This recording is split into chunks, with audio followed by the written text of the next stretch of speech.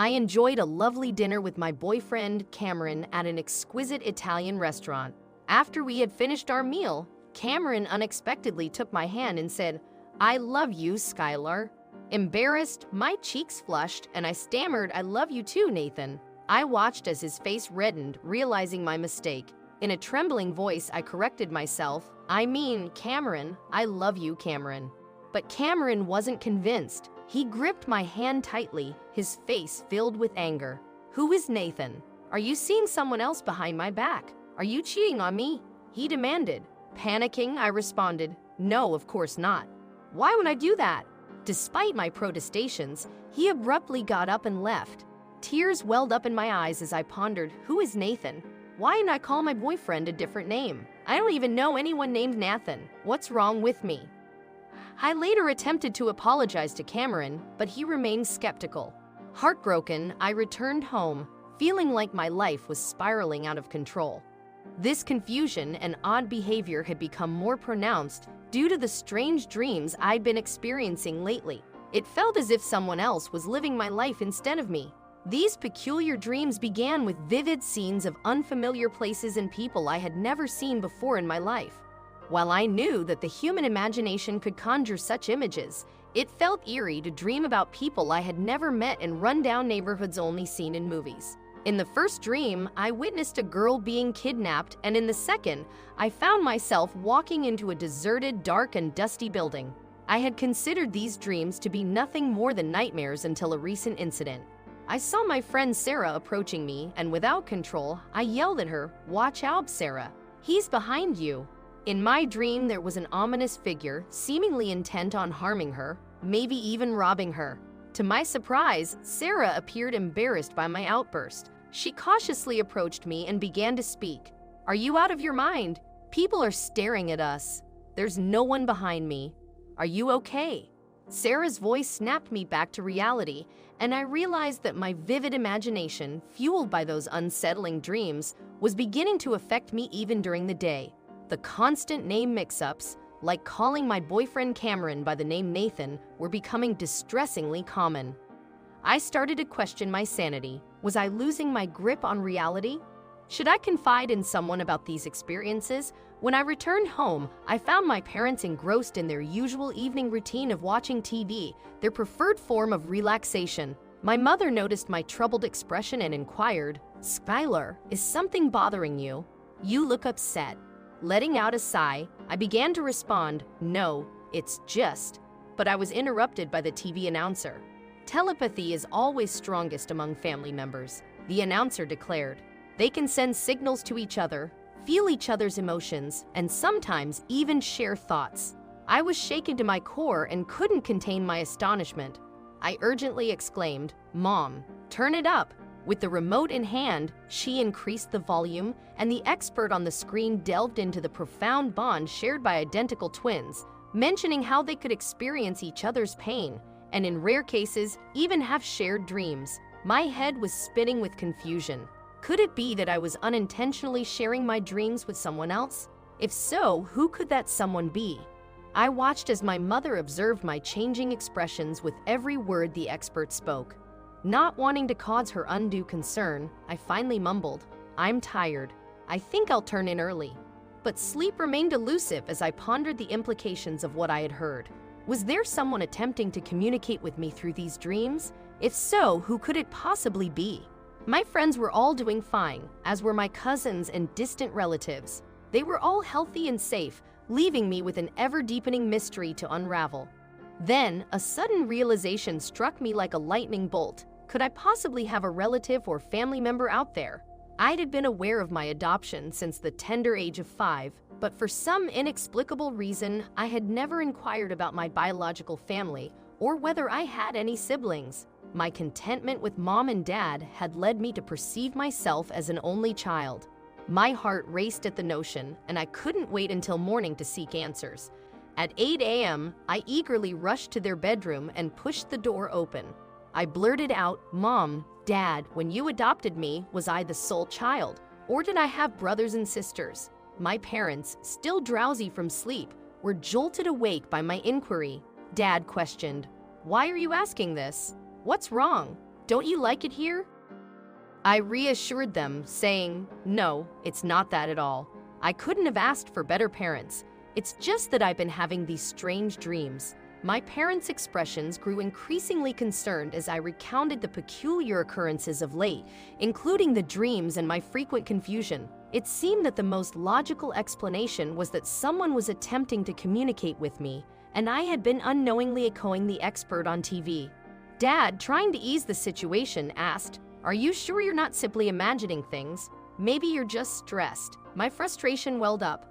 I vehemently insisted that I was not making up these experiences. In response, Mom suggested that we should contact the orphanage from which they had adopted me, as the director there might possess the information we needed. Our mission to uncover the truth was set in motion. The following day, Mom and Dad reached out to the orphanage's director, who instantly recognized them. They'd have been the first American couple to adopt a girl from my home country.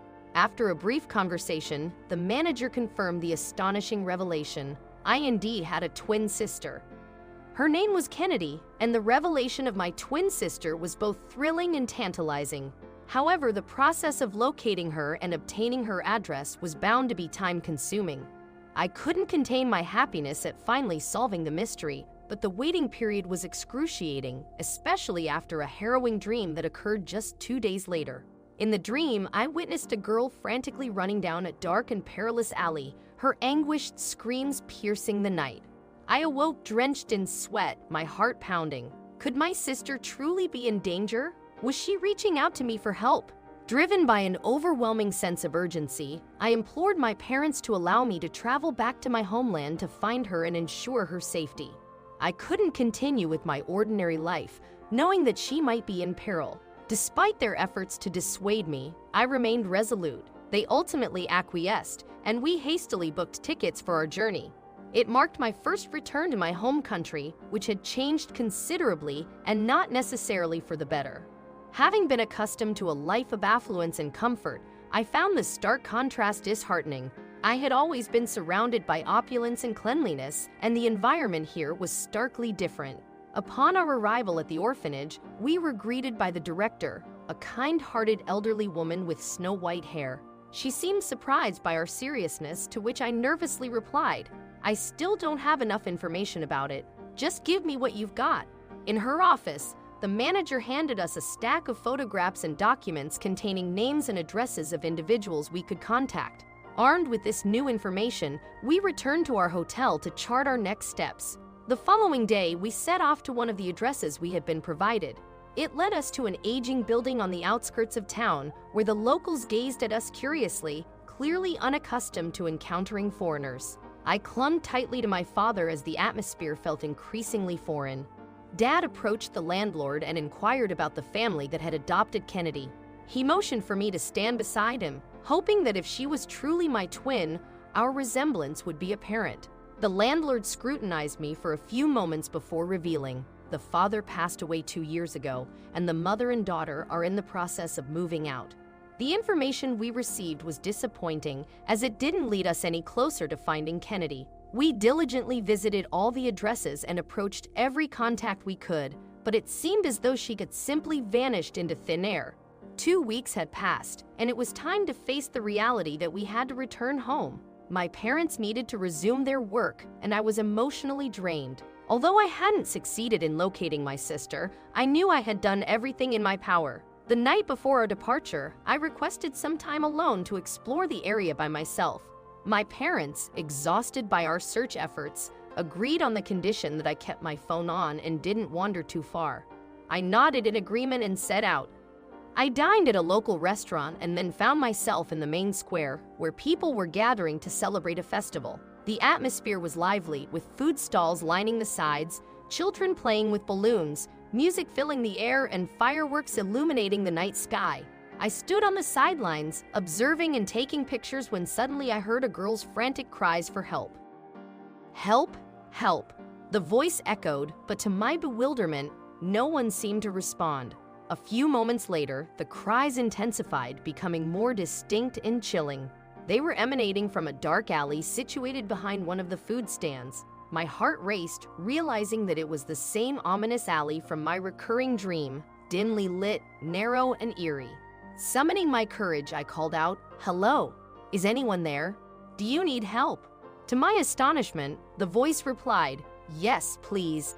I hurt my leg." I activated the flashlight on my phone and cautiously ventured into the alley. There, I found a young girl on the ground, her knees scraped and tears streaming down her face. I attempted to lift her, but she was trembling despite the moderate temperature. Confused, I inquired, "What's wrong?" She uttered, "They're after me. They're after me." As she leaned on my shoulder for support, I pressed for clarification, asking, "What do you mean?" However, before she could respond, a menacing voice interrupted, declaring, "Leave her and go away. This is none of your business." The little girl clung to me, positioning herself behind me, and I observed a shadowy figure approaching us with an air of hostility. The girl who stood before me had a wild and untamed expression on her face. She was dressed in tattered and worn clothing, and as I gazed at her, I managed to utter in a quivering voice, "Is that you, Kennedy?" Despite the evident resemblance, except for our hair, she looked remarkably strong and formidable, capable of overpowering me in an instant if she so desired. Kennedy, however, seemed bewildered by my presence. Aggressively, she demanded, "How do you know my name?" Her scrutinizing gaze made me feel like a stranger from another world. In the midst of this encounter, the little girl took advantage of the distraction and limped away. Kennedy scolded me, exclaiming, "Why did you let her escape, you idiot?" I needed her money. My confusion cleared in that moment. The dreams that had been haunting me weren't about Kennedy being attacked. They were about Kennedy attacking and robbing others. She dreamed about her victims. Kennedy required my assistance, but not to protect herself. Rather, she needed my help to prevent her from harming others. I halted her with determination and explained, "Kennedy, I'm your twin sister. Whether you're aware of it or not, you called out for my help. I've been having the same dreams about the girls you've been targeting." Kennedy appeared shocked, rendered momentarily speechless. Seizing the opportunity, I elaborated on our shared past, how we were separated at birth and adopted by different families. I recounted the details of my journey, including the dreams, the orphanage, and the encounter with the landlord that had led me to her. Continuing, I inquired, "I know your father passed away. Where do you and your mother live?" To my astonishment, Kennedy replied, "Mom died a few months ago. I live alone, not far from here." Together, Kennedy and I ventured to her dwelling, which turned out to be a modest hut with a thatched roof. Upon entering, we discovered it contained only a basic bed and some aged furniture. Kennedy sighed sadly, remarking, "When you have no one to support you, you have to manage. I don't steal because it's something I enjoy. I steal to survive," Kennedy explained earnestly. The following morning, having spent the night at Kennedy's humble abode, I returned to the hotel. Our night-long conversation had allowed us to get to know each other better. My parents, meanwhile, had been in a state of panic on the brink of reporting me missing to the police. Fortunately, I arrived in time to prevent that. After much deliberation, my parents made a life-changing decision. They chose to adopt Kennedy as their own. When I shared this heartwarming news with her, Kennedy couldn't contain her emotions and burst into tears. Currently, Kennedy resides with us, and she is receiving homeschooling to prepare for joining me in school next year. She is making remarkable efforts to adapt to her new life. Regarding Cameron, he forgave me after hearing the extraordinary story of my journey. We rekindled our relationship and began dating once more. However, on one sunny afternoon, curiosity got the best of me, and I couldn't resist asking Kennedy, "By the way, sis, who is Nathan?" A blush crept onto Kennedy's cheeks as she confessed, "Nathan was the baker's boy. He used to give me free bread." It was evident that she had harbored feelings for him, with her emotions clearly displayed on her face.